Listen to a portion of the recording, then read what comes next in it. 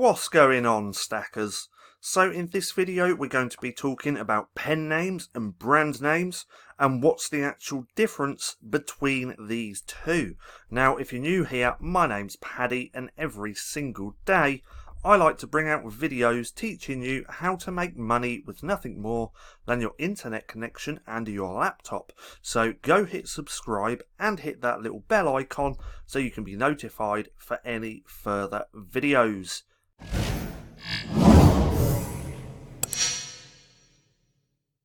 So, brand names and pen names. What's the difference between these two and why does it matter? So straight away, let's go over to Amazon. Now let's scroll down a little bit. This one is called Simple Planners and this is a brand name. So let's scroll down some more. We got Pretty Lax Creation. This is a brand name. And then we have Pretty Simple Planners, that is a brand name. Now if we go over to here, now I've had to pull up a short horror story or just a story because I couldn't really find any low content books with pen names, but pen names are literally someone's name and you tend to find these more, like I just said, with non-fiction and fiction stories. So this one is Tobias Wade. This one is S.H. Cooper. These are pen names. So this is the way that I look at it. A pen name is just someone else's name, and a brand name is kind of like a few words put together. A brand name is more like Nike, Puma. These are brand names. Now when creating low and no content books, it's better to create a brand name. You want to build a brand around those books, because if you have a book that really takes off, people are going to remember that brand name more than they're going to remember a person's name.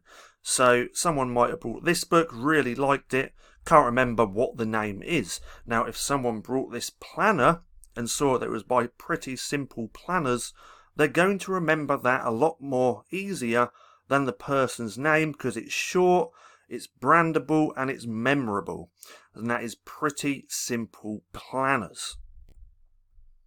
And if you want to build out or take it one step further and build out a website for your little mini brand, it's going to be a lot easier to buy the domain name for this. So that would be prettysimpleplanners.com. It's going to be a lot easier to buy that than it is to buy a person's name with the .com, because most of them aren't even available anymore because people have purchased them. Now, if you want to know more about brand names and how I personally come up with my own, because I now have around 20-ish different brand names, then check out the LCB Vault. You can get there by going to the lcbvault.com or hitting the link in the description down below, because I have a video in there where I go quite in depth on my pen name strategy or my brand name strategy. Now, which one should you do? Should you do pen names for low and no content books, or should you do brand names?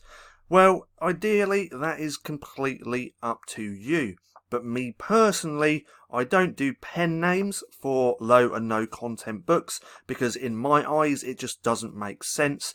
It makes more sense to build out a brand name and build a little mini brand around the niche that you're creating books. So that's what I personally do. Now I hope you enjoyed the video. If you did, don't forget to give me a thumbs up. Also go hit subscribe and hit that little bell icon so you can be notified for any further videos. That being said, I've been Paddy, this has been Stacking Profit, and I'll see you again soon.